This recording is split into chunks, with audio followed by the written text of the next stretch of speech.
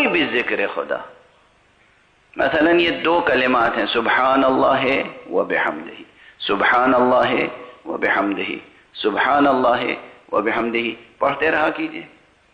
اس کے دو فائدے سب سے بڑے ہیں، ویسے تو سینکڑوں فائدے ہیں۔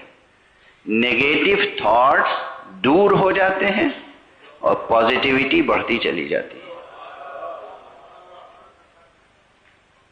ہے نا؟ ہر گھر کا مسئلہ ہے، ہر فرد کا مسئلہ ہے تقریباً۔ دل دماغ میں وسوسے ہوتے ہیں، نیگیٹو تھاٹس ہوتے ہیں، غیر ضروری باتیں ہوتی ہیں، منفی باتیں ہوتی ہیں، نہایت بیہودہ باتیں ہوتی ہیں، وحشت ناک باتیں ہوتی ہیں، دل دماغ میں آتی رہتی ہیں، اور اس سے آپ کی شخصیت کا جمال، حسن ختم ہو جاتا ہے۔ آپ خود اپنی نگاہ میں گر جاتے ہیں اور ہمیشہ یہ خوف لگا رہتا ہے کہ دوسروں کی نگاہ میں تو ہم نہیں گر گئے۔